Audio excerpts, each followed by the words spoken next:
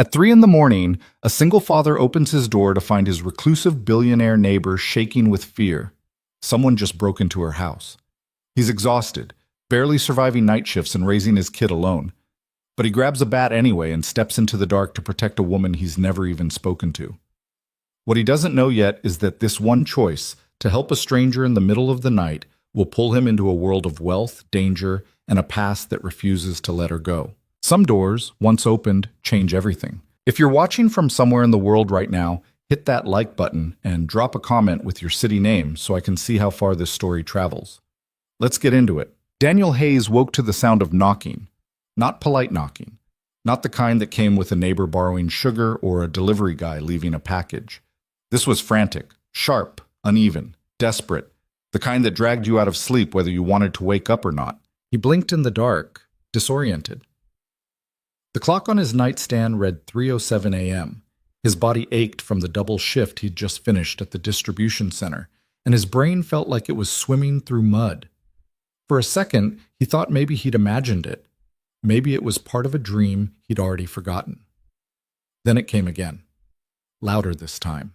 Jesus, he muttered, throwing the blanket off and swinging his legs over the side of the bed. His feet hit the cold floor, and he stood up too fast, head spinning. He steadied himself against the wall, blinking hard to clear his vision.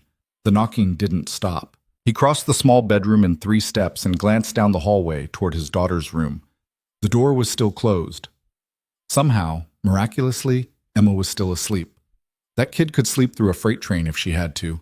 He envied her for it. Daniel moved quickly through the living room, past the sagging couch and the pile of laundry he'd been meaning to fold for 2 days. The knocking was coming from the front door, and now that he was closer, he could hear something else beneath it. A voice, muffled but insistent. Please, please, I need help. He stopped in front of the door, hand hovering over the lock. His mind went through the possibilities in rapid succession. Wrong house. Drunk college kid. Someone in actual trouble. Someone pretending to be in trouble so they could rob him the second he opened the door. He didn't have much worth stealing, but still. "Who is it?" he called through the door, keeping his voice low so it wouldn't wake Emma. There was a pause. Then the voice came back, shaky but clear. "It's Victoria, from next door. Please, someone broke into my house." Daniel froze. Victoria Kane. He'd seen her maybe 3 times in the 6 months since she'd moved in next door. And seen was generous, more like glimpsed. She kept to herself in a way that went beyond normal privacy. No visitors, no noise, just the occasional shadow moving past a window or the sound of a car pulling into her driveway late at night. He'd heard things, of course. Small town, people talked. She was rich. Really rich. Some kind of tech billionaire who disappeared from the public eye a year ago and bought the house next door in cash without ever setting foot in it first. The rumors ranged from reasonable to ridiculous, but Daniel had never paid much attention. He had enough going on in his own life without worrying about the personal drama of a neighbor he'd never spoken to. But now she was at his door at 3 in the morning, and she sounded terrified. He unlocked the deadbolt and pulled the door open. Victoria Kane stood on his porch in bare feet and pajamas, soft gray pants and a loose white t-shirt that looked expensive even in the dim glow of the porch light. Her dark hair was pulled back in a messy knot, and her face was pale, eyes wide and glassy like she'd been crying or was about to start. She had her arms wrapped around herself and she was shaking. "I'm sorry," she said immediately, the words tumbling out in a rush. "I know it's the middle of the night. I know we've never... I didn't know who else to call. I heard glass breaking and I ran. I didn't even think. I just ran." Daniel's brain was still catching up, but his instincts kicked in faster. He glanced past her toward her house. The lights were off. Everything looked still. "You heard someone break in?" he asked. She nodded, her hands trembling as she gripped her own arms tighter. "The back door, I heard the glass shatter. I was upstairs and She stopped, swallowing hard. "I grabbed my phone and ran out the front. I didn't see anyone, but I heard them." Daniel looked at her for a long moment. She didn't look like someone who was lying. She looked like someone who'd just been scared out of her mind. He exhaled slowly, running a hand through his hair. His first instinct was to tell her to call the cops. That's what you were supposed to do. But he also knew how long it took for a patrol car to show up out here, especially at this hour. 20 minutes, maybe longer. And if someone was actually in her house right now, Okay, he said. Stay here. He turned and walked back into the house, leaving the door open behind him. He grabbed his phone off the kitchen counter and then went to the hall closet, pulling out the aluminum baseball bat he kept in the back corner. It wasn't much, but it was something. When he came back to the door, Victoria was still standing in the same spot, arms wrapped around herself, looking small and lost in a way that didn't match the stories he'd heard about her. I'm going to check it out, he said. You stay here. If I'm not back in 5 minutes, call the police. You don't have to, she started, but he was already walking past her, bat in hand. The air outside was cold and damp, the kind of early spring night that hadn't decided yet whether it wanted to be winter or something warmer. Daniel crossed the narrow strip of grass between their two houses, his bare feet crunching on gravel as he stepped onto her driveway. Her house was bigger than his, a lot bigger. 2 stories, clean lines, floor-to-ceiling windows that probably cost more than his car. It looked like the kind of place you saw in magazines, not the kind of place you expected to find in a town like this. He moved around the side of the house, keeping the bat raised, his pulse starting to pick up now that the adrenaline was kicking in. The backyard was fenced in, but the gate was open. He pushed through it slowly, scanning the shadows. The back door was glass, or it had been. Now it was a jagged frame with shards scattered across the stone patio. The door itself was hanging open, swaying slightly in the breeze. Daniel's grip tightened on the bat. He stepped carefully over the broken glass and into the house. Inside, everything was dark and silent. He waited for his eyes to adjust, listening hard for any sound, footsteps, breathing, anything. But there was nothing, just the faint hum of the refrigerator and the ticking of a clock somewhere deeper in the house. He moved through the kitchen slowly, bat raised, checking corners and doorways. The place was pristine, marble countertops, high-end appliances, everything spotless and sterile like no one actually lived here. It didn't feel like a home, it felt like a showroom. He checked the living room next. Same thing. Expensive furniture, perfectly arranged, not a thing out of place. No signs of a struggle, no signs that anyone had been here at all except for the broken door. He moved upstairs, taking the steps slowly, testing each one before putting his full weight on it. The second floor had 3 bedrooms and a bathroom, all of them empty. No one hiding in closets, no one under the beds. Just silence. By the time he made it back downstairs, he was starting to think whoever had broken in was already gone.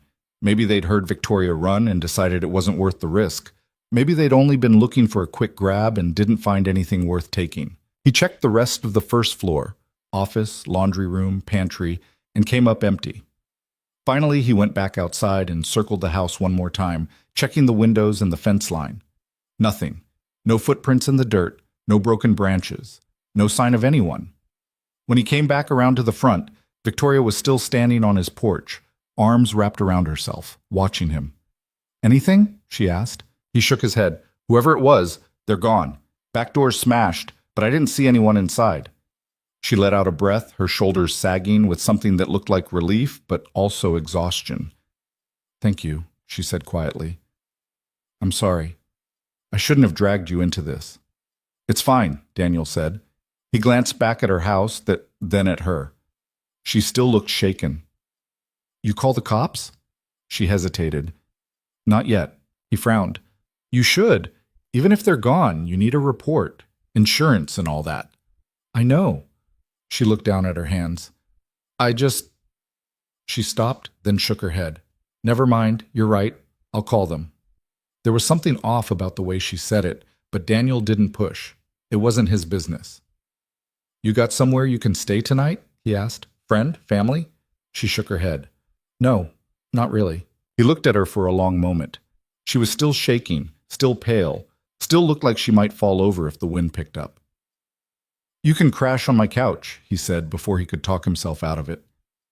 Just for tonight, until you get the door fixed and figure out what's going on. She blinked at him, surprised. I can't. It's fine, he said. I'm not going to sleep anyway. Might as well make sure you're not alone. For a second, she just stared at him, like she couldn't quite believe what he was offering. Then slowly she nodded. Okay, she said quietly. Thank you. Daniel's couch was older than his daughter and about half as comfortable, but Victoria didn't complain. She sat on one end with her knees pulled up to her chest, a blanket draped over her shoulders, and a mug of tea that Daniel had made but she hadn't touched. He sat in the armchair across from her, the bat leaning against the wall next to him, his phone on the armrest just in case. For a while, neither of them said anything. Then Victoria spoke, her voice soft and a little hoarse. "I'm sorry about this." "You already said that," Daniel replied. "I mean it." She looked down at the mug in her hands. "You don't even know me. You didn't have to help." "Yeah, well," he shrugged. "You asked." She glanced up at him, something unreadable in her expression. "Most people wouldn't have." Daniel didn't know what to say to that, so he didn't say anything. After another stretch of silence, she asked, "Do you live here alone?" "No," he said. "I've got a daughter, Emma. She's 5. She's asleep." Victoria's expression softened slightly. "Just the two of you?" "Yeah." She didn't ask where Emma's mother was, and Daniel was grateful for that. He didn't feel like explaining tonight. "What about you?" he asked. "You got family around here?" She shook her head. "No, just me." "Friends?" Another shake of the head. Daniel frowned. "Then why move here? No offense, but this town's not exactly a hotspot for billionaires." She gave a faint, humorless smile. "That's exactly why I moved here." He didn't push for more, but she kept talking anyway, her voice quiet and distant. "I needed to disappear for a while," she said. "Get away from everything. This place seemed quiet, private, safe." She let out a bitter laugh. "Guess I was wrong about that last part." Daniel watched her carefully. There was something in the way she said it, something heavy, like she wasn't just talking about a break-in. "You think someone followed you here?" he asked. She hesitated, then shook her head. "I don't know. Maybe. Or maybe it was just random. Bad luck." She didn't sound convinced. Daniel leaned back in the chair, rubbing his eyes. He was exhausted, his body screaming for sleep, but his mind wouldn't shut off. "You should still call the cops," he said. "I will," she said. "In the morning." "Why not now?" She looked at him, and for the first time he saw something sharp behind her eyes, something guarded. "Because I don't want to deal with it tonight," she said simply. He could have argued, but he didn't. He got the sense that Victoria Kane was used to dealing with things on her own terms, and pushing her wouldn't get him anywhere. Instead, he stood up and grabbed a pillow from the hall closet, tossing it onto the couch next to her. "Get some sleep," he said. "I'll be in the next room if you need anything." She nodded, pulling the blanket tighter around herself. Daniel turned to leave, but her voice stopped him. "Daniel?" He looked back. "Thank you," she said again, quieter this time. He nodded once and walked down the hall. When Daniel woke up a few hours later, the sun was just starting to creep through the blinds, painting the room in pale gray light. He could hear Emma moving around in her room, probably already awake and getting into something she shouldn't be. He dragged himself out of bed and shuffled into the hallway, running a hand through his hair. Victoria was still on the couch, curled up under the blanket, her eyes closed. She looked smaller in the daylight, more fragile somehow. Daniel hesitated for a second, then walked past her quietly into the kitchen. He started the coffee maker and pulled out a box of cereal for Emma, who came padding into the kitchen a moment later in her pajamas, her hair sticking up in about 12 different directions. "Morning, Bug," he said. "Morning, Daddy." She climbed up into her chair at the table, rubbing her eyes. Then she noticed the blanket-covered figure on the couch and froze. "Who's that?" "That's our neighbor," Daniel said, keeping his voice low. "She had some trouble at her house last night, so she stayed here. Be quiet, okay? Let her sleep." Emma nodded solemnly, her eyes wide with curiosity. Daniel poured her cereal and milk, then made himself a cup of coffee, leaning against the counter and staring out the window at the house next door. In the daylight, it looked perfectly normal, peaceful even. You'd never know anything had happened. He didn't know what to make of Victoria Kane. She was a mystery wrapped in a bigger mystery, and he didn't have the time or energy to figure it out. He had his own life to worry about. His job, his kid, the bills that kept piling up faster than he could pay them. But there was something about the way she'd looked at him last night. Something that made him feel like she wasn't just scared of whoever had broken into her house. She was scared of something bigger.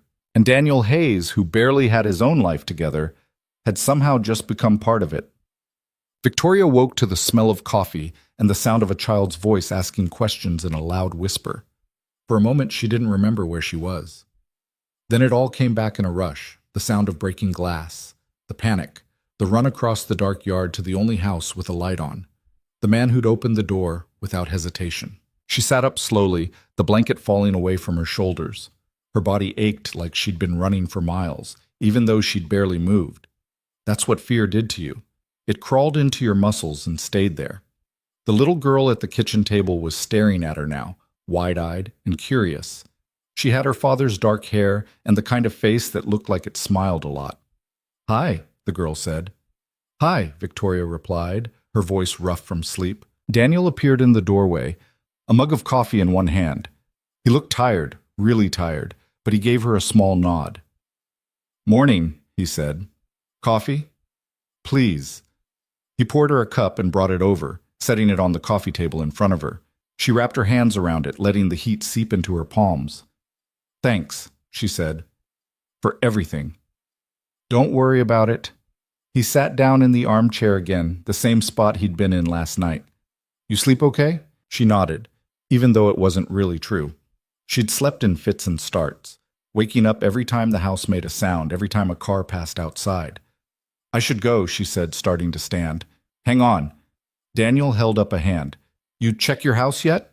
She shook her head. "Then sit tight for a second. I'll walk over with you, make sure everything's clear." Victoria wanted to argue, wanted to tell him he'd done enough already. But the truth was, she didn't want to walk back into that house alone. Not yet. So she nodded and sat back down. Emma was still watching her from the table, swinging her legs and eating cereal one piece at a time. "Are you a princess?" Emma asked suddenly. Victoria blinked. "What?" "Emma," Daniel said, a warning in his tone. "You live in a big house," Emma continued, undeterred, "and you have pretty hair, so I thought maybe you were a princess." Despite everything, Victoria felt the corner of her mouth twitch. "No," she said, "I'm not a princess." "Oh." Emma looked disappointed for about half a second, then shrugged and went back to her cereal. Daniel shook his head, but there was the faintest hint of a smile on his face. 10 minutes later, they walked across the yard together, Daniel in front, Victoria a few steps behind. The broken glass was still scattered across the patio, glittering in the morning light. Daniel pushed the door open carefully and stepped inside. Victoria followed, her stomach twisting into knots. Everything looked the same as it had the night before, untouched, undisturbed, like nothing had happened at all, except for the door. "You got someone who can fix this today?" Daniel asked, nudging a piece of glass with his shoe. "I'll call someone," Victoria said. "Good, and you're calling the cops, right?" She hesitated, and he turned to look at her. "Victoria," he said, his tone firm but not unkind, "you need to report this." "I know." She took a breath. "I will." He studied her for a moment, then nodded. "All right, I got to get Emma ready for daycare and head to work. You need anything before I go?" She shook her head. "No. You've done more than enough." He didn't look convinced, but he didn't push. "Okay," he said. "But if anything else happens, anything, you come get me. Got it?" "Got it." He gave her one last look, then turned and walked back across the yard. Victoria stood in the middle of her kitchen, alone again, staring at the broken door. She pulled out her phone and scrolled through her contacts, her thumb hovering over the number for the local police. Then she stopped, because she knew, deep down, in a place she didn't want to acknowledge, that this wasn't random. Someone had found her, and calling the police wouldn't change that. Daniel dropped Emma off at daycare and made it to work 10 minutes late, which earned him a look from his supervisor, but no real lecture. He clocked in, grabbed his scanner, and started loading trucks like he did every morning. The work was mindless, repetitive, exactly what he needed to keep his brain from spinning out. But no matter how hard he tried to focus, his thoughts kept drifting back to Victoria. The way she'd looked when she showed up at his door. The way she'd hesitated when he told her to call the cops. The way she'd said she moved here to disappear. People didn't just disappear for no reason. By the time his shift ended, he was exhausted and sore and ready to collapse. But instead of going straight home, he stopped by the hardware store and picked up a replacement pane of glass and some supplies. He told himself it was just being neighborly, that anyone would do the same. But the truth was, he couldn't shake the feeling that Victoria was in over her head. And for some reason he couldn't explain, He wanted to help. When he pulled into his driveway that evening, he saw her standing in her yard, arms crossed, staring at her back door like she was trying to decide whether to burn the whole house down or just walk away. He grabbed the supplies from his truck and walked over. "I can fix that," he said. She turned, startled. "What?" He held up the glass. "Your door. I can fix it. Won't take long." She stared at him like he'd just spoken a different language. "You don't have to do that," she said. "I know. I can hire someone." "I'm sure you can." "So why?" "Because I'm here," Daniel said simply. "And I've got the stuff. So unless you've got a problem with it, I'm fixing your door." For a long moment, she just looked at him. Then slowly she nodded. "Okay." He got to work, and she stood nearby watching in silence.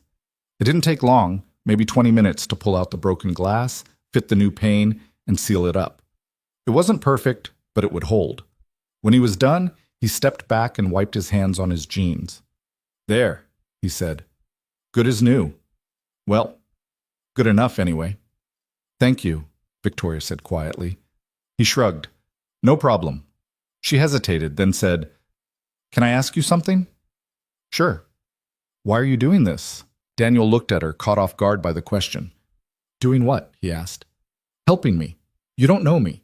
You don't owe me anything. So why?" He thought about it for a second, then shrugged again. "Because you needed help," he said. "And I could give it, that's all." She looked at him like she didn't quite believe him, but she didn't argue. "Well," she said. "Thank you. Really."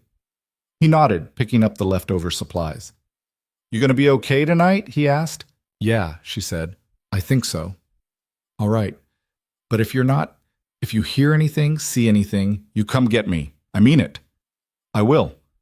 He started to walk away, then stopped and turned back. "Hey," he said. "You ever figure out who broke in?" She shook her head. "No, the police came by earlier. They said it was probably just someone looking for an easy score. Wrong house, wrong night." "You believe that?" She looked down at the ground. "I don't know." Daniel didn't know either, but something about the whole thing didn't sit right. "Just be careful," he said. "I will." He gave her a small nod and walked back to his house, glancing over his shoulder once before going inside. Victoria stood in her yard for a long time after he left, staring at the door he'd just fixed. She didn't know why Daniel Hayes had decided to help her. She didn't know what he wanted, or if he wanted anything at all. But for the first time in a long time, she didn't feel completely alone. And that scared her almost as much as the break-in had. The next few days passed in a strange kind of rhythm that Daniel couldn't quite name. He went to work, picked up Emma, made dinner, put her to bed. The usual routine. But now there was something else woven into it. Something that hadn't been there before. Victoria. Not that she was intrusive. She wasn't. In fact, she kept to herself just like she always had. But now Daniel found himself noticing things. The lights going on in her house at odd hours. Her car pulling in late at night. The way she'd sometimes stand in her backyard, arms wrapped around herself, staring at nothing. He told himself it wasn't his business. That he'd done his part, fixed her door, made sure she was safe. That was enough. But on the third night after the break-in, he was washing dishes when he glanced out the window and saw her standing in her driveway, phone pressed to her ear, her whole body tense. Even from a distance, he could see she was upset. He dried his hands on a dish towel and walked outside, crossing the yard before he could talk himself out of it. Victoria didn't notice him at first. She was pacing now, one hand pressed to her forehead, her voice low and sharp. "I don't care what you think is reasonable," she was saying. "I'm not coming back. No, that's not—" She stopped mid-sentence, her jaw tightening. "Don't call me again." She ended the call and stood there for a moment, breathing hard, staring down at the phone in her hand like she wanted to throw it. "You okay?" Daniel asked. She spun around, startled, and for a second he thought she might actually throw the phone at him instead. "Sorry," he said, holding up his hands. "Didn't mean to sneak up on you." She exhaled slowly, the tension in her shoulders easing just slightly. "It's fine. She shook her head. "I didn't hear you." "Yeah, I got that." He took a step closer, keeping his voice easy. "You sure you're okay?" "I'm fine," she said, but the way she said it made it clear she wasn't. Daniel didn't push. He just stood there, hands in his pockets, waiting. After a long moment, Victoria looked up at him, something tired and defeated in her eyes. Do you ever feel like no matter how far you run, the things you're trying to escape just follow you anyway? She asked. He thought about that for a second, then nodded. Yeah, I do. She seemed surprised by that. Really? Sure. He shrugged. I mean, I'm not running from a billion-dollar empire or whatever, but yeah, some things stick with you whether you want them to or not. She almost smiled at that. Almost. What are you running from? She asked. Daniel hesitated. He didn't talk about this stuff. Not with anyone. But something about the way she was looking at him, like she actually wanted to know, made him answer anyway. My ex-wife, he said. Emma's mom. She left when Emma was 2. Just decided one day she didn't want to be a mother anymore. Didn't want to be married anymore, so she left. Victoria's expression softened. I'm sorry. Don't be. It was a long time ago. He paused. But yeah, I spent a lot of time trying to figure out what I did wrong, what I could have done different. Took me a while to realize it wasn't about me. Some people just aren't built for that kind of life. And you are? Victoria asked. I don't know, Daniel said honestly, but I didn't have a choice. Emma needed someone, so I figured it out. Victoria looked at him for a long moment, and he got the sense she was trying to decide whether to say something. Finally, she did. The person on the phone, she said, well, that was my ex. Daniel didn't say anything, just waited. He's the reason I left, she continued, her voice quieter now. The reason I disappeared. He's controlling, obsessive. When we were together, he made every decision for me. Where I worked, who I saw, what I said in public. I didn't even realize how bad it was until I tried to leave. What happened when you did? Daniel asked. She looked away. He didn't take it well. He made things difficult, professionally, personally. He has a lot of power, a lot of connections. For a while, I thought he'd never let me go. But you got out. I did. She exhaled slowly. But he still calls. Still tries to pull me back. And every time I think I'm finally free, he finds a way to remind me that he's still there. Daniel felt a flicker of anger, sharp and sudden. He didn't even know this guy, but he already hated him. You think he's the one who broke into your house? He asked. Victoria hesitated. I don't know. Maybe. Or maybe he hired someone to scare me. He's done things like that before. Then you need to tell the cops. And say what? She asked, her voice edged with frustration. That my ex-boyfriend is harassing me? That I think he might have broken into my house, but I have no proof? You know how that sounds? Yeah, Daniel said. It sounds like someone who needs help. She shook her head. It's not that simple. Why not?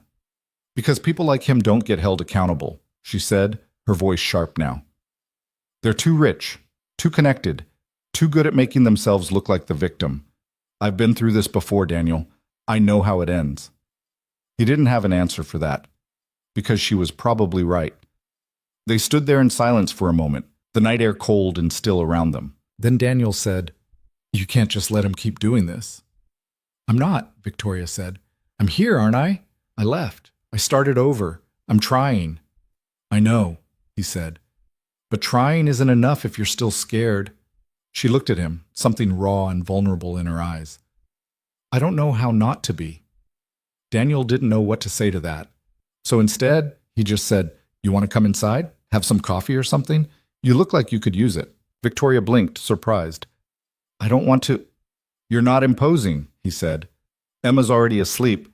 It's just me and a pot of coffee that's too strong. Come on. She hesitated for a second, then nodded. They walked back to his house together, and Daniel poured them both coffee while Victoria sat at the kitchen table, her hands wrapped around the mug like she was trying to steal its warmth. This place is nice, she said, glancing around. Daniel snorted. It's a dump. It's not. She looked at the drawing stuck to the fridge with magnets, the pile of toys in the corner, the stack of library books on the counter. It feels like a home.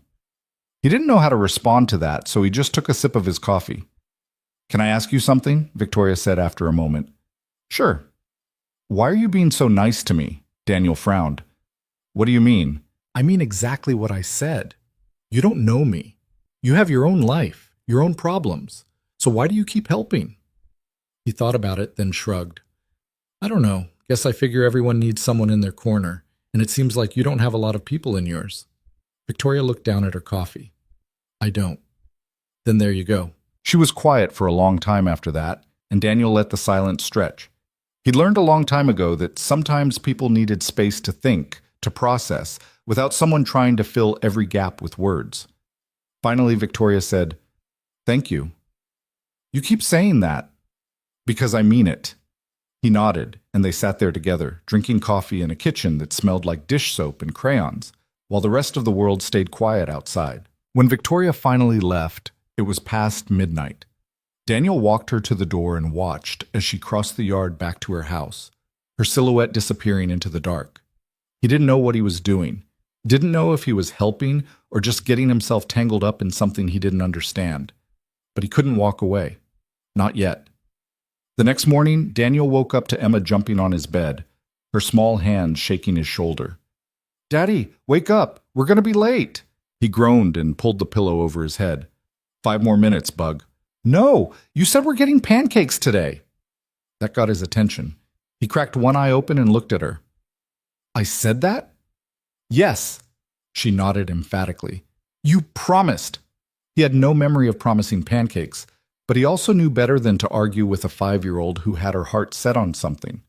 All right, he said, sitting up. Pancakes it is. 20 minutes later, they were at the diner down the street, Emma bouncing in the booth while Daniel nursed his second cup of coffee and tried to wake up. The waitress brought their food, a stack of chocolate chip pancakes for Emma, scrambled eggs and toast for Daniel, and Emma immediately dug in, syrup dripping everywhere. Slow down, Daniel said. You're going to choke. I'm hungry. Yeah, I can see that. He was halfway through his eggs when the door to the diner opened and Victoria walked in. She looked different in the daylight, less guarded, maybe. She was wearing jeans and a sweater, her hair pulled back in a ponytail, and she seemed almost surprised to see him. Daniel, she said, stopping by their table. Hey, he said. You eating here? I was going to get something to go. She glanced at Emma, who was staring at her with wide, curious eyes. But I don't want to interrupt. You're not, Daniel said. Sit. Join us. Victoria hesitated, then slid into the booth across from him. Emma leaned forward, syrup on her chin. Are you the lady from the other night? Emma, Daniel said, but Victoria smiled. I am, she said. My name's Victoria. I'm Emma. She held up her fork. Do you like pancakes? I do. You should get some. They're really good. Victoria glanced at Daniel and he shrugged. She's not wrong. So Victoria ordered pancakes and they sat there together, this strange, mismatched trio, while Emma chattered about her favorite cartoons and the butterflies she'd seen at daycare and how her best friend Lucy had lost a tooth. Victoria listened, really listened, in a way that made Daniel think she wasn't used to being around kids. But she didn't seem uncomfortable. If anything, she seemed almost relieved. When they finished eating, Daniel paid the bill and they walked out together, Emma skipping ahead toward the car. She's sweet, Victoria said. She's a handful, Daniel replied, but there was affection in his voice. Victoria smiled, then hesitated. Can I ask you something? Sure. Do you ever get scared, raising her alone? Daniel thought about it. All the time. How do you deal with it? I don't know, he said honestly. I just keep going. Figure it out as I go. Some days are better than others. She nodded slowly, like she was filing that away somewhere. You're doing a good job, she said quietly. He looked at her, surprised. You don't even know me. I know enough. They stood there for a moment, the morning sun warm on their faces, and Daniel felt something shift, something small but significant. Listen, he said. If you ever need anything, I mean it, anything, you know where to find me. Victoria met his eyes, and for the first time since he'd met her, she looked like she actually believed him. Thank you, she said. I'll remember that. Over the next week, something changed between them. It was subtle at first. Small things that didn't seem like much on their own, but added up to something bigger. Victoria started coming over more often. Not every day, but enough that it became almost normal. She'd bring coffee in the morning or stop by in the evening to ask Daniel's opinion on something small, a contractor's quote, a weird noise her car was making, whether the tree in her yard needed trimming. Daniel knew what she was really doing. She was checking in, making sure she wasn't alone, and he didn't mind. One night, she showed up with takeout. "I didn't know if you'd eaten yet," she said, holding up the bag. "I got Chinese, too much for just me." Daniel raised an eyebrow. "You just happened to order too much?" "Yes." "Uh-huh." She smiled, and he stepped aside to let her in. They ate at the kitchen table, Emma between them, talking non-stop about the art project she'd made at school. Victoria asked questions, real questions, not the kind adults asked just to be polite, and Emma lit up under the attention. After dinner, Emma dragged Victoria into the living room to show her the elaborate fort she'd built out of couch cushions and blankets. "This is very impressive," Victoria said, crouching down to peer inside. "You can come in if you want," Emma said. "I'd be honored." Daniel watched from the doorway as the two of them crawled into the fort, Emma pointing out all the different rooms and explaining the rules for entering. He didn't know what to make of it. This version of Victoria, who laughed at a 5-year-old's jokes and didn't seem to mind getting her expensive sweater covered in crumbs. But he liked it. After Emma went to bed, Victoria helped Daniel clean up the kitchen, even though he told her she didn't have to. "I don't mind," she said, drying a plate. "It's nice. Feels normal." "Normal's overrated," Daniel said. She smiled. "Maybe, but I'll take it anyway." They worked in comfortable silence for a while, and when the dishes were done, Victoria leaned against the counter, her arms crossed. "Can I tell you something?" she asked. "Sure." "I haven't felt this settled in a long time. Being here, with you and Emma, it's the first time in months I haven't felt like I'm looking over my shoulder." Daniel looked at her, and he could see the truth of it in her eyes. "I'm glad," he said. "Me too." She paused, then added, "But I don't want to overstep. I know this isn't... we're just neighbors. I don't want to make things weird." "You're not making things weird," Daniel said. "And for what it's worth, I don't think of you as just a neighbor anymore." She looked at him, something shifting in her expression. "No?" "No." They stood there for a moment, the space between them charged with something neither of them seemed ready to name. Then Victoria's phone buzzed, breaking the moment. She pulled it out, glanced at the screen, and her whole body went rigid. "What is it?" Daniel asked. She didn't answer, just stared at the phone, her face pale. "Victoria," he said, stepping closer. "What's wrong?" She turned the phone toward him, and he saw the message on the screen. "I know where you are." Daniel's jaw tightened. "That him?" She nodded, her hand trembling slightly. "Block the number," he said. "I've tried." "He just gets a new one." "Then we go to the police, file a restraining order." "Daniel, I told you." "I don't care what you told me," he said, his voice firm. "This is harassment. You don't have to deal with this alone." She looked at him, and he could see the fear in her eyes. Real, bone-deep fear that had nothing to do with a broken window and everything to do with a man who wouldn't let her go. "What if it makes things worse?" she asked quietly. "What if it doesn't?" She didn't have an answer for that. Daniel reached out and gently took the phone from her hand, setting it on the counter. "Listen to me," he said. "You don't have to be afraid of him. Not here. Not while I'm around." "You don't know what he's capable of." "Maybe not," Daniel said. "But I know what I'm capable of, and I'm not letting him hurt you."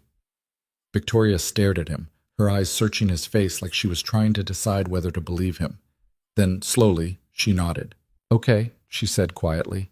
"Okay." The next day, Daniel took a personal day from work and went with Victoria to the police station. The officer who took their report was polite but skeptical. He listened as Victoria explained the text, the phone calls, the break-in, and he nodded in all the right places. But Daniel could see it in his eyes. He didn't think it was serious. "We can file a report," the officer said. "But without concrete evidence that he was involved in the break-in, there's not much we can do. Have you considered getting a restraining order?" "I have one," Victoria said, "from when I left.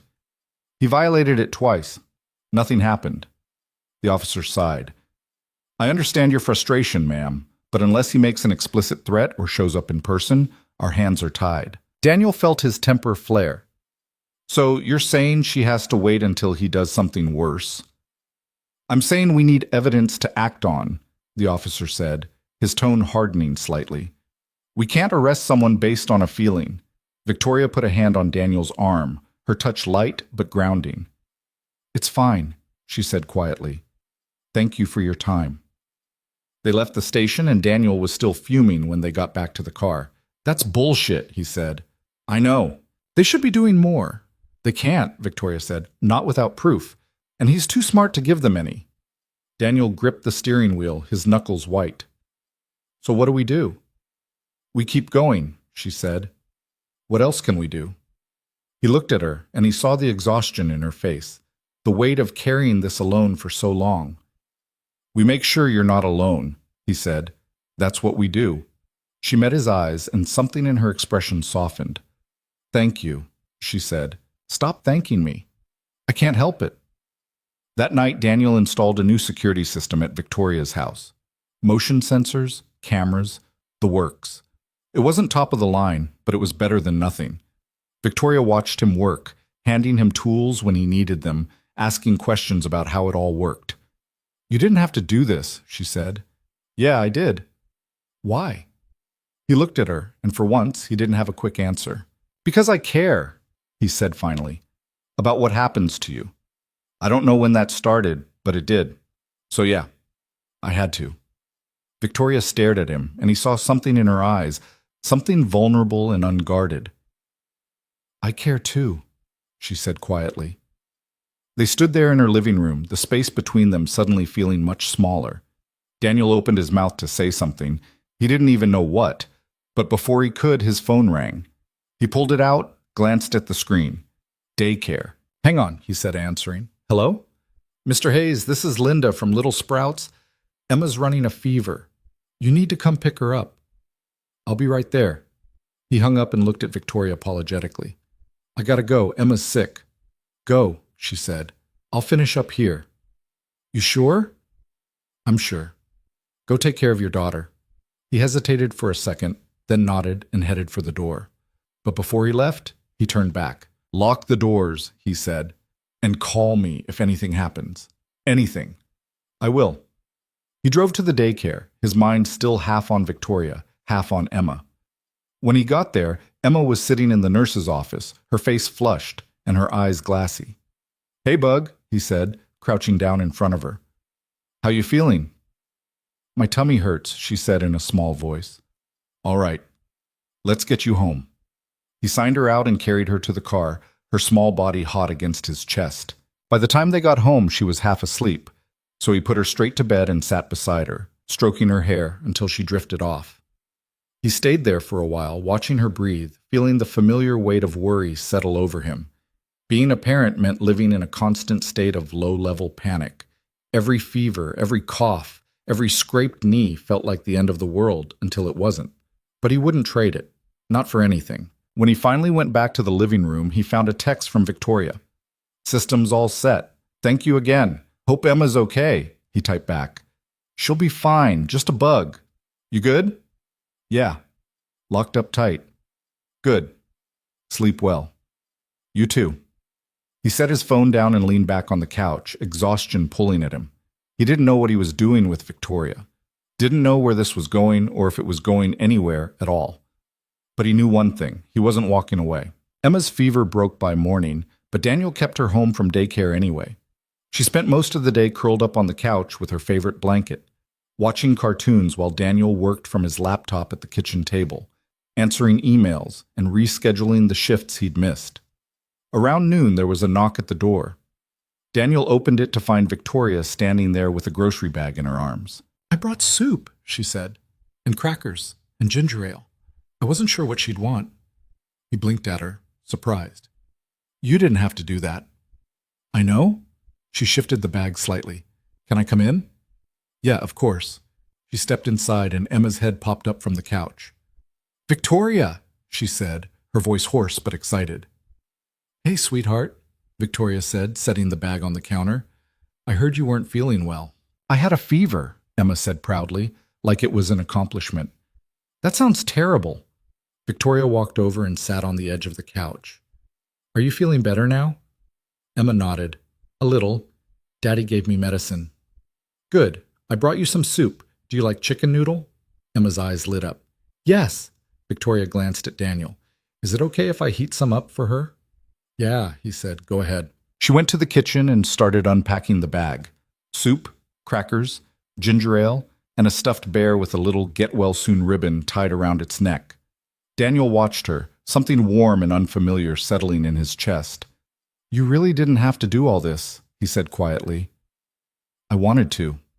She poured the soup into a pot and turned on the stove. Besides, you've done so much for me. It's the least I can do. It's not a scorecard, Victoria. She looked at him and there was something soft in her expression. I know, but still. When the soup was ready, Victoria brought it over to Emma, who ate it slowly, savoring each bite like it was the best thing she'd ever tasted. This is really good, Emma said. I'm glad. Victoria smiled. My mom used to make it for me when I was sick. Emma looked up at her, curious. Where's your mom now? Victoria's smile faltered, just slightly. She passed away a few years ago. Oh. Emma frowned. I'm sorry. It's okay, Victoria said gently. But thank you. Daniel watched the exchange, his chest tightening. He hadn't known that about Victoria, that she'd lost her mother. She didn't talk about her family much, didn't talk about her past at all, really, except for the pieces that involved her ex. After Emma finished eating, she fell asleep on the couch again, the stuffed bear tucked under her arm. Victoria helped Daniel clean up, and they worked in silence for a while, the kind of silence that felt easy instead of awkward. She's a good kid, Victoria said, drying the last bowl. She is, Daniel agreed. Too good for me, probably. Victoria looked at him, her expression serious. Don't say that. I'm just being honest. Some days I feel like I'm barely keeping it together. You're doing fine, Daniel. Better than fine. He shrugged, uncomfortable with the compliment. I'm doing the best I can, that's all. That's all anyone can do. They stood there for a moment, and then Victoria said, Can I ask you something? Sure. Do you ever think about dating again? Meeting someone? Daniel laughed, but there wasn't much humor in it. When would I have time for that? I work, I take care of Emma, I sleep. That's pretty much it. But if you did have time. He thought about it, then shrugged. I don't know, maybe. But it's complicated, you know. I've got Emma to think about. I can't just bring someone into her life unless I'm sure they're going to stick around. She's already lost one parent. I'm not putting her through that again. Victoria nodded slowly. That makes sense. What about you? Daniel asked. You ever think about it, trying again? She let out a bitter laugh. No, not after... She stopped, shaking her head. I don't trust myself to pick the right person, clearly. You were young, Daniel said. People make mistakes. Some mistakes cost more than others. He wanted to argue, to tell her it wasn't her fault, but he got the sense she wouldn't believe him. Instead, he said, You're allowed to move on, you know. You don't have to let him keep controlling your life. I'm not, she said. I left. I'm here. Yeah, but you're still looking over your shoulder, still waiting for the other shoe to drop. She looked at him, and he saw the truth of it in her eyes. I don't know how to stop, she admitted. Then maybe you need to give yourself permission to try. She didn't respond, but he could see her turning the words over in her mind. Before either of them could say anything else, Daniel's phone buzzed. He glanced at it and frowned. What is it? Victoria asked. Work, he said. They need me to come in tonight. Someone called out. Victoria's expression shifted. What about Emma? I'll figure something out. Maybe see if one of the neighbors can watch her for a few hours. I can do it, Victoria said. Daniel looked at her, surprised. You sure? Of course. I'm here anyway, and she's already asleep. He hesitated. He didn't like leaving Emma with people he didn't know well, but Victoria wasn't a stranger. Not anymore. Okay, he said finally. But if she wakes up and needs anything, I'll call you, Victoria said. I promise. Daniel nodded, grabbing his jacket from the back of the chair. Thanks. I owe you. No, you don't. He gave her a small smile, then headed out the door. Victoria stood in the quiet house listening to the sound of Emma's breathing from the couch.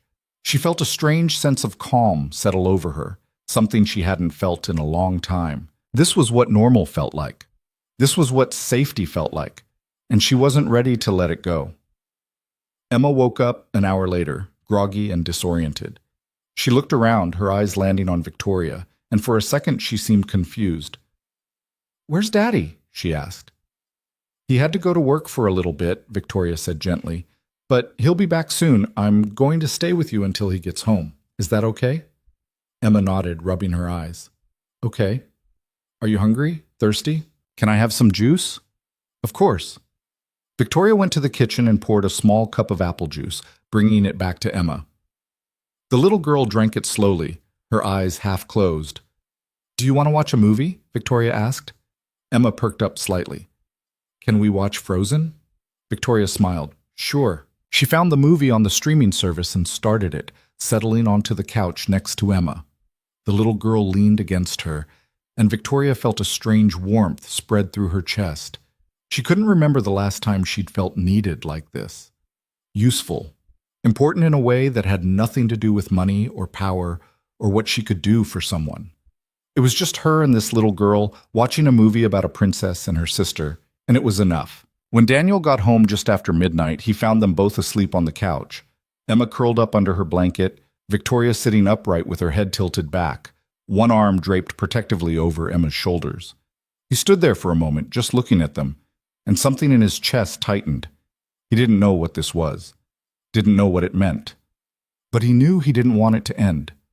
He gently shook Victoria's shoulder, and she woke with a start, blinking up at him. "Hey," he said softly. "Sorry. Didn't mean to scare you." "It's okay." She glanced at Emma, still fast asleep. "How was work?" "Long," he said. "But I'm back now. You can head home if you want." Victoria stood, stretching slightly. "She's a sweet kid, Daniel. You're lucky." "I know." She looked at him for a moment, and he saw something in her eyes, something he couldn't quite name. "Thank you," he said, "for staying with her, for everything." "You don't have to keep thanking me." "Yeah, I do." She smiled, and it was the kind of smile that made him forget how tired he was. "Good night, Daniel," she said. "Good night." He walked her to the door and watched as she crossed the yard back to her house. Then he went back inside, locked the door, and carried Emma to her bed.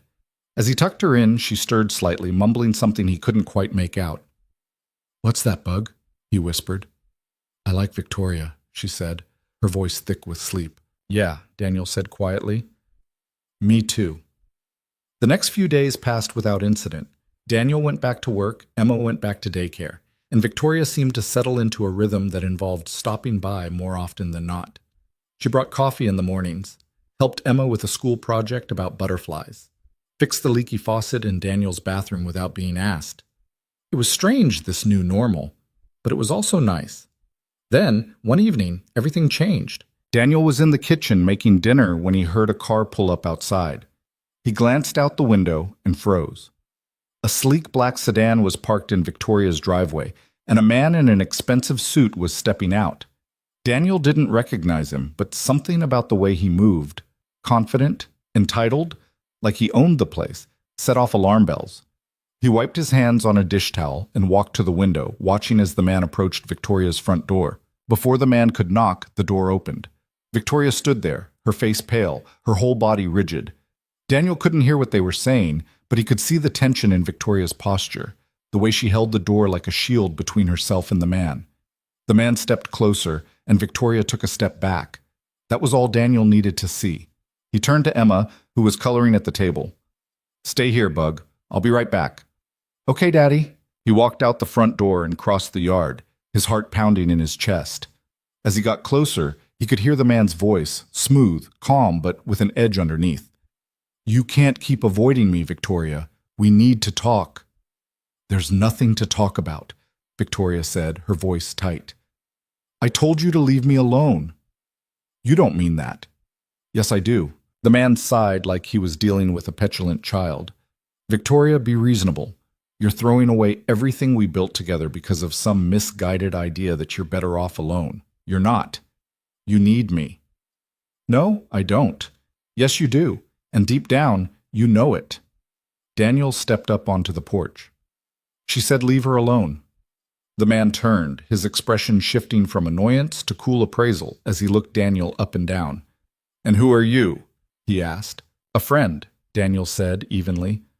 The man smiled, but there was no warmth in it. A friend, how quaint. He looked back at Victoria. Is this what you've been doing? Slumming it with the locals? Don't talk to him like that, Victoria said, her voice sharp. Or what? The man took a step closer to her, and Daniel moved without thinking, putting himself between them. Back off, Daniel said, his voice low and hard. The man raised an eyebrow. Excuse me? You heard me. She doesn't want you here, so leave. For a moment, the man just stared at him, and Daniel could see the calculation in his eyes, sizing him up, deciding whether he was a threat. Then the man smiled again, that same cold, empty smile. You have no idea who you're dealing with, he said. Don't care, Daniel replied. The man's smile faded. Victoria, we're going to finish this conversation. Whether it's now or later is up to you. It's later, Daniel said, or never. Either works. The man's jaw tightened, and for a second Daniel thought he might actually try something, but then he took a step back, his expression smoothing out. Fine, he said, but this isn't over, Victoria. You know it isn't.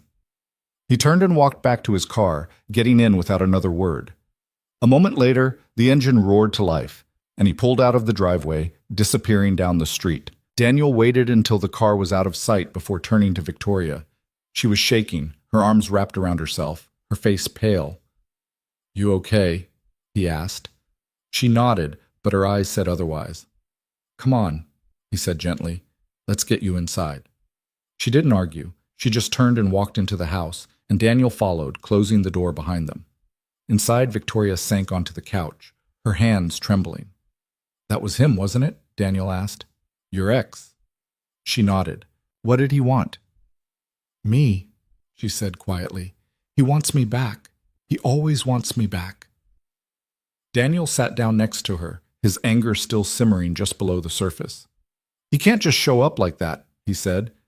You have a restraining order.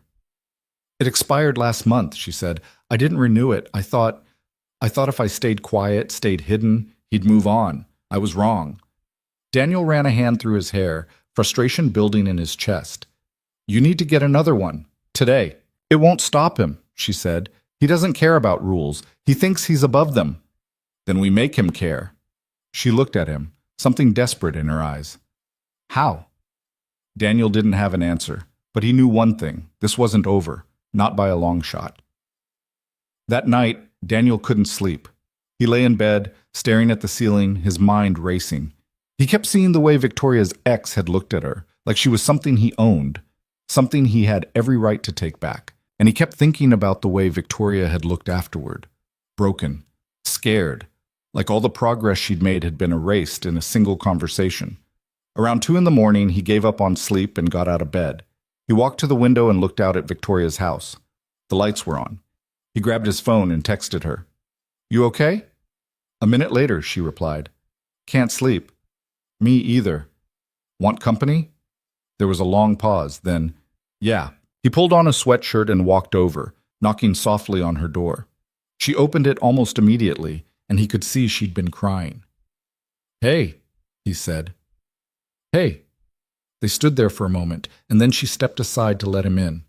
Inside, the house was quiet, except for the hum of the refrigerator and the ticking of a clock somewhere in another room. Victoria led him to the living room, and they sat on the couch, the space between them feeling smaller than it had before. I'm sorry, she said. I didn't mean to drag you into this. Stop apologizing, Daniel said. You didn't drag me into anything. I chose to be here. Why? He looked at her, and for once he didn't try to deflect or make a joke. Because I care about you, he said, and I don't like seeing you hurt.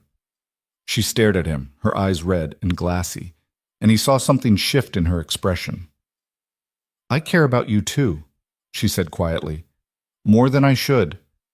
What does that mean? She shook her head. It means this is complicated. You have Emma to think about, your life, and I'm a mess, Daniel. I bring chaos wherever I go. I don't want to pull you into that. Too late, he said. I'm already in. She let out a shaky breath, and before either of them could second-guess it, she leaned forward and kissed him. It wasn't soft or tentative. It was desperate, like she was drowning, and he was the only thing keeping her afloat. Daniel kissed her back, his hand coming up to cup her face, and for a moment everything else fell away. The ex, the fear, the uncertainty. It was just them. When they finally pulled apart, both of them were breathing hard. "I'm sorry," Victoria said. "I shouldn't have—" "Don't," Daniel said. "Don't apologize for that." She looked at him, her eyes searching his face. "What are we doing?" she asked. "I don't know," he said honestly, "but I don't want to stop." She nodded, and this time when she kissed him, it was slower, softer, like she was trying to memorize the feeling. They stayed like that for a long time, tangled up in each other on the couch, the rest of the world forgotten. When Daniel finally went home just before sunrise, he felt like something inside him had shifted, something fundamental and irreversible. He didn't know what came next, didn't know how to navigate this with Emma, with his job, with all the complications that came with caring about someone like Victoria. But he knew he wasn't walking away. Not now. Not ever. The next morning, Victoria woke up alone on the couch, the memory of Daniel's kiss still lingering on her lips. She sat up slowly, rubbing her eyes, and for the first time in months, she didn't feel afraid. She felt something else, something she couldn't quite name, but that felt an awful lot like hope. Hope didn't last long. 3 days after the kiss, Victoria's ex showed up again. This time, Daniel saw him first. He was getting out of his truck after work when the black sedan pulled up in front of Victoria's house. The same man stepped out, but this time he wasn't alone. There was another guy with him, bigger, broader, wearing a suit that looked like it was trying too hard. Daniel's stomach dropped. He walked quickly across the yard, his keys still in his hand, just as the man reached Victoria's front door and knocked. Victoria opened it, and Daniel saw her face go white. "I told you not to come back," she said, her voice shaking but firm. "And I told you we needed to talk," the man said. His tone was smooth, controlled, like he was negotiating a business deal. "I brought Marcus with me, just in case you decided to call your new friend again." The bigger man, Marcus, stood off to the side, arms crossed, his expression blank. "She doesn't want to talk to you," Daniel said, stepping up onto the porch. "So leave." The man turned, his mouth curving into a thin smile. "Ah. The knight in shining armor returns. What's your name again?" "Doesn't matter." "It does to me. I like to know who I'm dealing with." He extended a hand. "Garrett Mills, pleased to meet you." Daniel didn't shake it. "Can't say the same." Garrett's smile didn't falter, but his eyes hardened. "You know, I've been doing some research on you, Daniel Hayes, single father, works nights at a distribution center, drives a truck that's seen better days, lives paycheck to paycheck." He paused. "You're way out of your depth here." Daniel's jaw tightened. "Is that supposed to scare me?" "It's supposed to make you think," Garrett said. "Victoria comes from a different world than you do. She has responsibilities, assets, a reputation to maintain. You think she's going to throw all that away for someone like you?" "I think she can make her own decisions." "Can she?" Garrett looked past Daniel to Victoria. "Because from where I'm standing, it looks like she's running away from herself. Again." "That's enough," Victoria said, her voice sharp. "You need to leave. Now." "Or what?" Garrett asked. "You'll call the police? File another restraining order that'll expire in 6 months?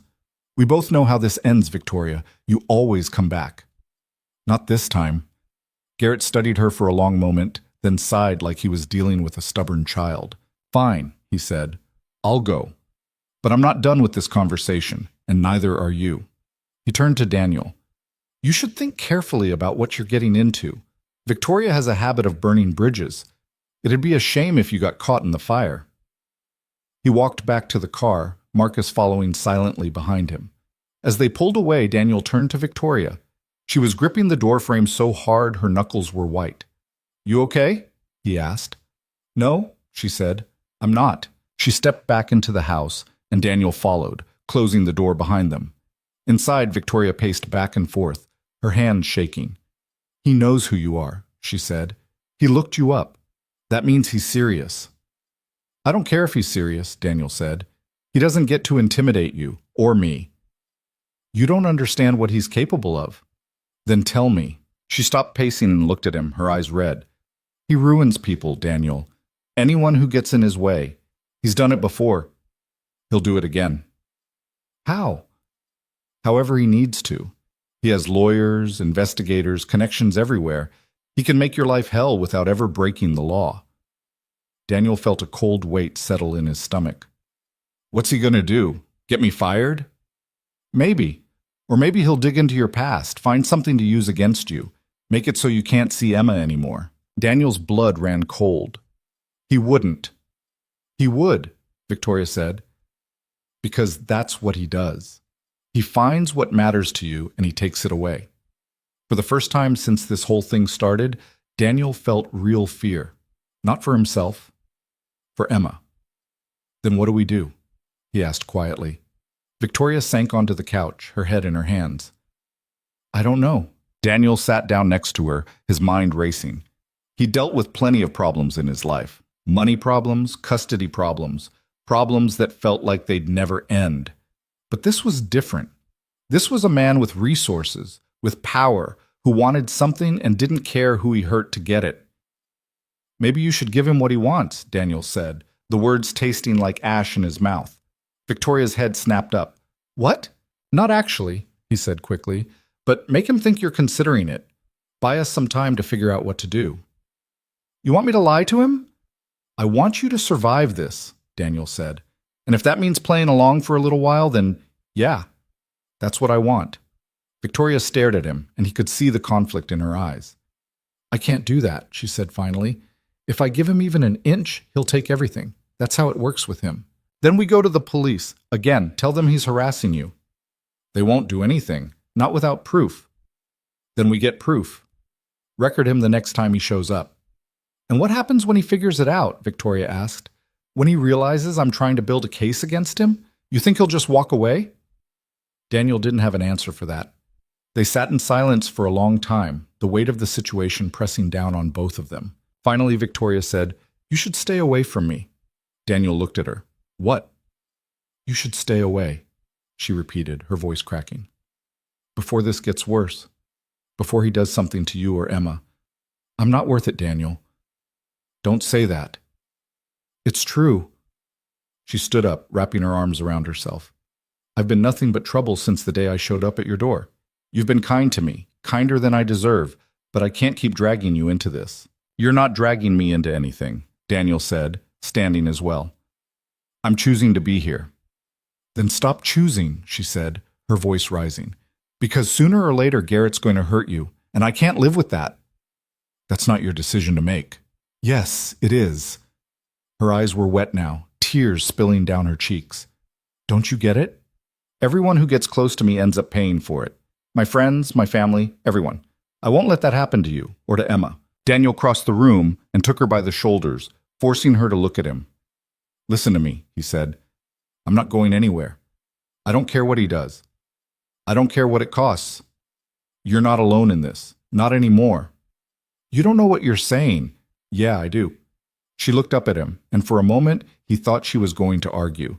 But then her face crumpled, and she collapsed against his chest, sobbing. Daniel held her, his arms wrapped tight around her, and he felt something break open inside him, something raw and protective and fierce.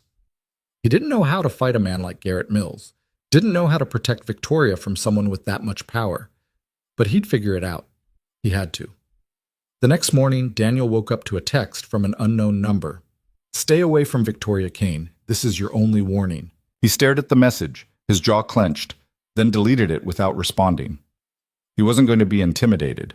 Not by some vague threat from a man who thought money made him untouchable, but when he dropped Emma off at daycare that morning, the director pulled him aside. Mr. Hayes, can I speak with you for a moment? Daniel's stomach sank. What's wrong? Nothing's wrong, she said, but her tone was careful, measured. We just had someone call this morning asking about Emma, about her enrollment here, her schedule, that sort of thing. Daniel felt ice flood his veins. Who? They said they were from an insurance company, verifying information for a policy update, but it seemed odd. We didn't give them any information, of course. I just thought you should know. Daniel forced himself to stay calm. Thank you. I appreciate you telling me. Of course. If it happens again, we'll let you know immediately. He nodded and walked back to his truck, his hands shaking. Garrett was going after Emma, or at least letting Daniel know he could. By the time he got to work, he was barely holding it together. He clocked in, grabbed his scanner, and started loading trucks on autopilot, his mind churning. He needed to do something. But what?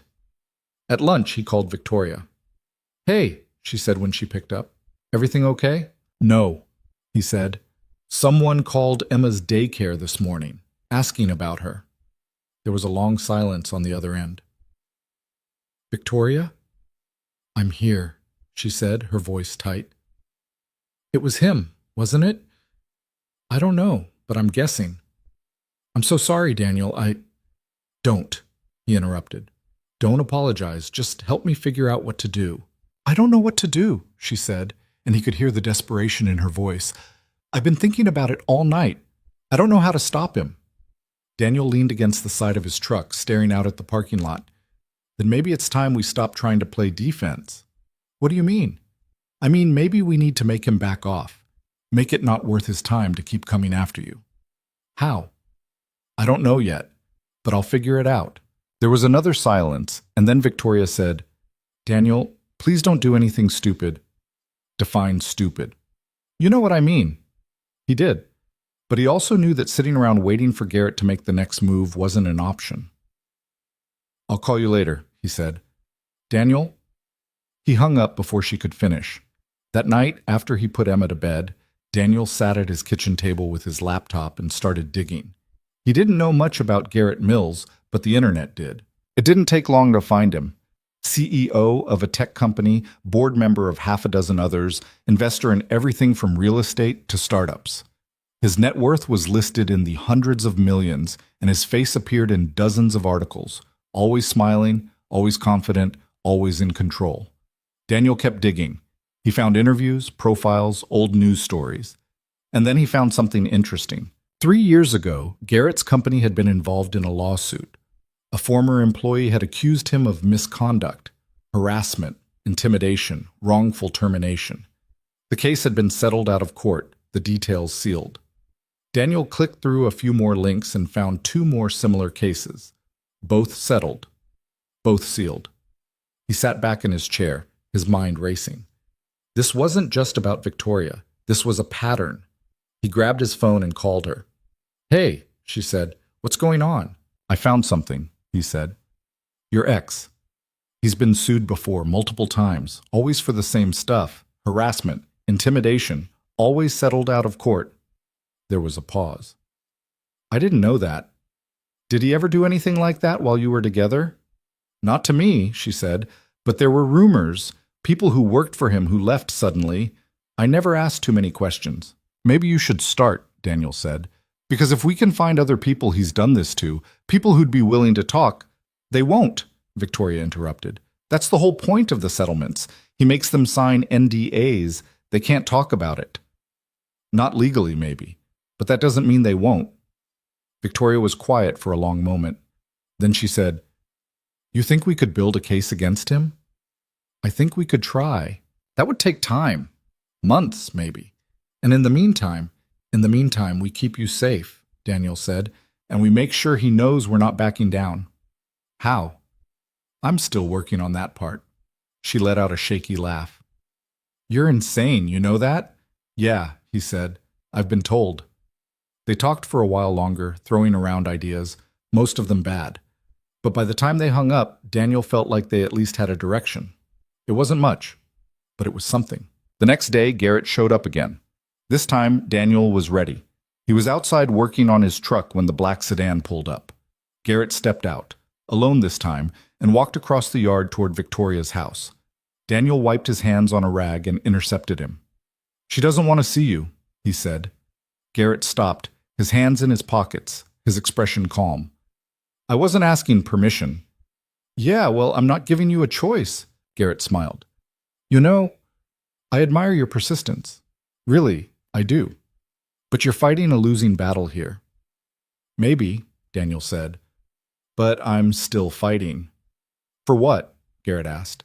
"For her? You think she's going to stay with you? You think this little fantasy you've built is going to last?" "I think that's none of your business." Garrett laughed. "Everything about Victoria is my business.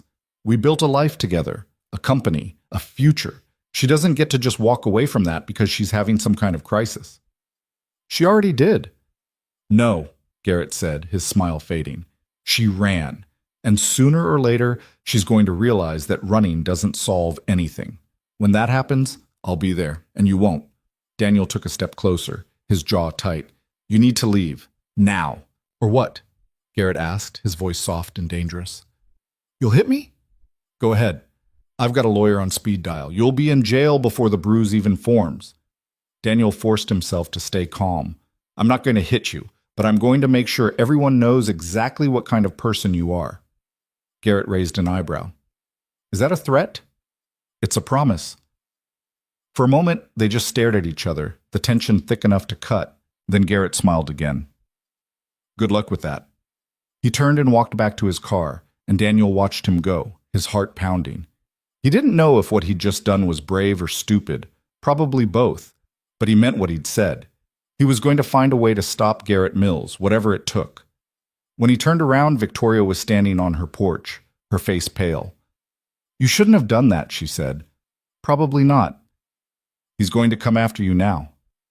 Let him. She walked down the steps and across the yard, stopping in front of him. Daniel, I'm serious.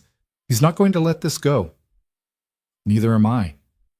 She looked at him, and he saw something shift in her expression, something that looked like fear and gratitude all at once. Why are you doing this? She asked quietly. He didn't hesitate. Because I love you. The words hung in the air between them, heavy and undeniable. Victoria stared at him, her eyes wide, and for a moment she didn't say anything. Then she stepped forward and kissed him, hard and desperate, and Daniel kissed her back, pouring everything he couldn't say into it.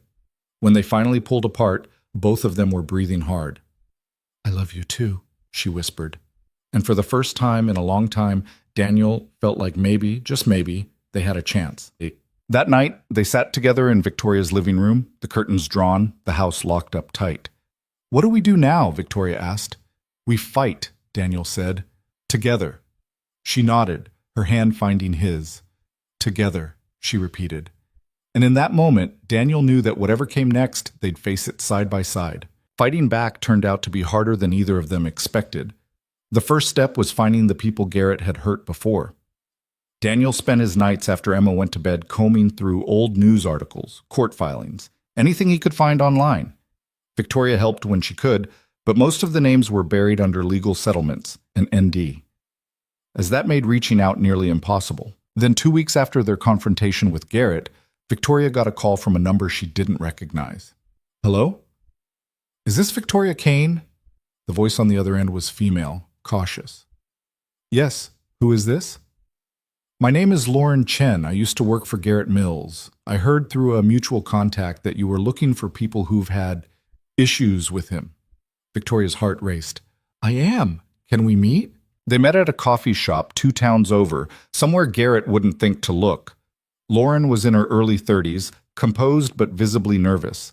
She ordered tea she didn't drink and kept glancing at the door like she expected someone to walk in. I signed an NDA, Lauren said quietly. If anyone finds out I'm talking to you, I could lose everything. I understand, Victoria said, but anything you can tell me, even off the record, it could help. Lauren looked down at her cup.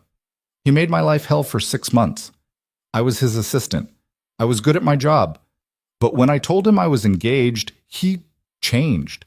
Started making comments about my fiancé, about how I was wasting my potential settling down. Then he started calling me after hours, showing up at places I went with friends. When I complained to HR, they offered me a settlement and a reference if I signed the NDA and left quietly. Did you take it? Of course I did. I needed the money and I was terrified of what he'd do if I didn't. She finally looked up, her eyes hard. But I've regretted it every day since, because I know he's done it to other people, and he's going to keep doing it. Victoria reached across the table and took her hand. Not if we stop him. Lauren's eyes filled with tears. How? I don't know yet, but I'm not backing down this time. Over the next few weeks, Victoria and Daniel found 3 more people willing to talk.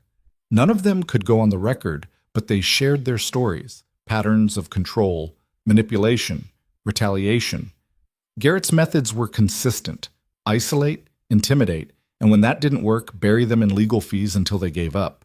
But knowing his pattern, and stopping him were two different things. Daniel was loading his truck one evening when his phone rang. Unknown number. Hello? Mr. Hayes, this is Jennifer Park from Child Protective Services. We received a report concerning your daughter, Emma. We need to schedule a home visit. Daniel's blood went cold. A report? What kind of report? I can't discuss the details over the phone, but we take all reports seriously. Can you meet with me tomorrow at 2? I work tomorrow. Then we'll need to reschedule. But this is time-sensitive, Mr. Hayes. The sooner we can complete our investigation, the better. Daniel gripped the phone so hard he thought it might crack. Fine. Tomorrow at 2. He hung up and immediately called Victoria. He's going after Emma, he said, his voice shaking. He called CPS. Made up some bullshit report to get them to investigate me. Victoria's voice was tight. What did they say? That they need to do a home visit tomorrow. Okay, we can handle this. Your house is fine, Emma's fine. They won't find anything because there's nothing to find. That's not the point, Daniel said, his anger finally breaking through. The point is he's using my daughter to get to me, to get to you. I know.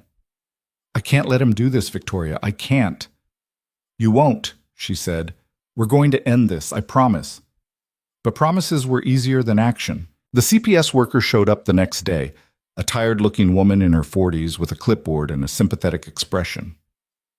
She walked through Daniel's house, asked him questions about Emma's routine, his work schedule, whether there were any substances in the home. She spoke to Emma privately, who told her about her toys and her favorite cartoons and how Daddy made the best pancakes.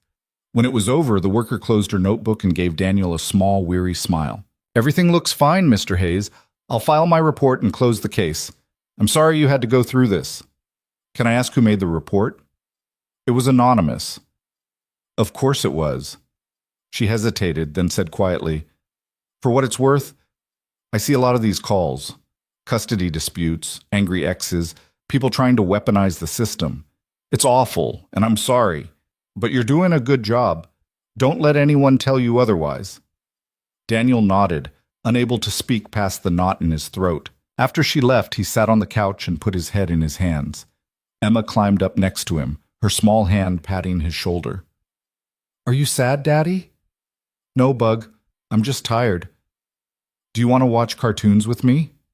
He looked at her, this perfect, innocent little person who had no idea what was happening around her, and felt something harden in his chest. Garrett Mills wanted a fight. Fine. He'd get one. That night, Daniel and Victoria sat at her kitchen table, a laptop open between them.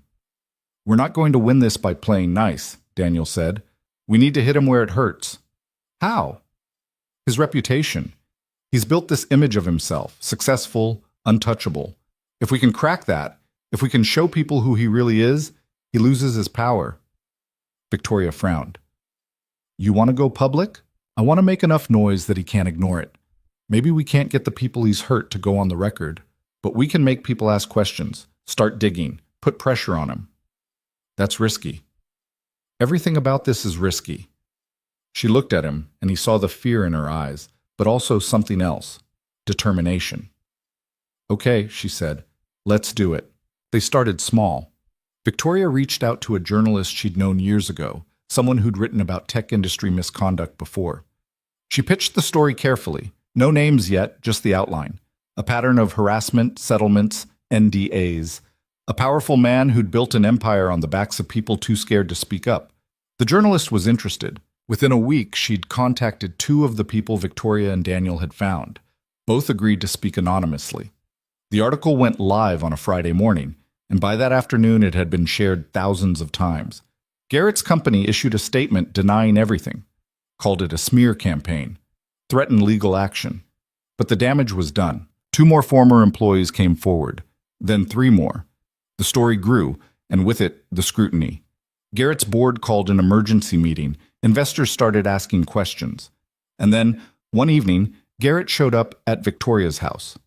Daniel was there when it happened. He and Victoria were in the kitchen making dinner, something that had become routine over the past few weeks.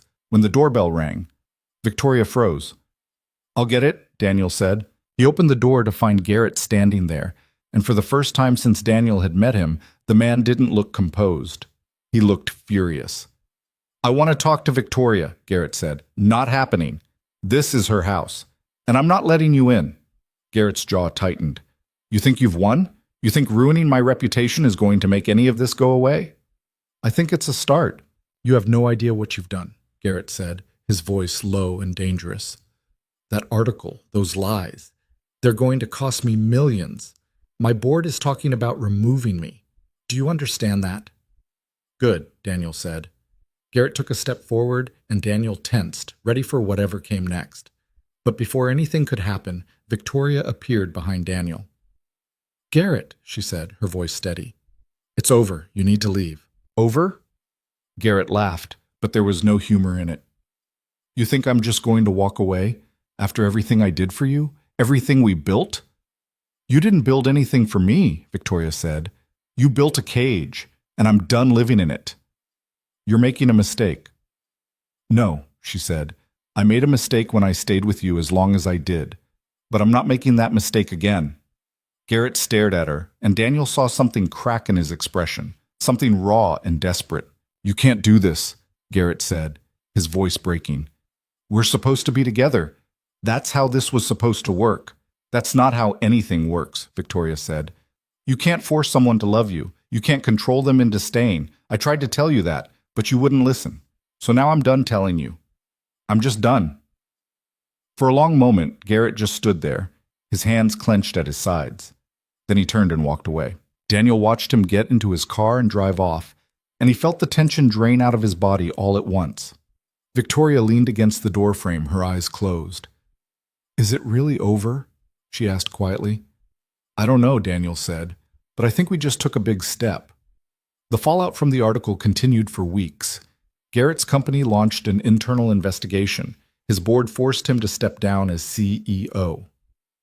More people came forward, and the story kept growing. Victoria testified in a closed-door meeting with the company's legal team, and while she couldn't share the details, Daniel could see the relief in her face when it was over. "They're taking it seriously," she said. "Finally." "Good. It's not going to undo what he did, to me, to the others, but it's something." Daniel pulled her into his arms, and she rested her head against his chest. "It's more than something," he said. "It's everything." Life didn't suddenly become perfect after that. Garrett didn't disappear. He was still out there, still fighting the allegations, still trying to salvage what was left of his reputation. But he stopped showing up at Victoria's house, stopped calling, stopped sending messages. For the first time in months, Victoria could breathe. One Saturday morning, Daniel woke up to find Emma sitting at the kitchen table with Victoria, the two of them working on a puzzle together. "Morning," he said, rubbing his eyes. "Morning, Daddy," Emma chirped.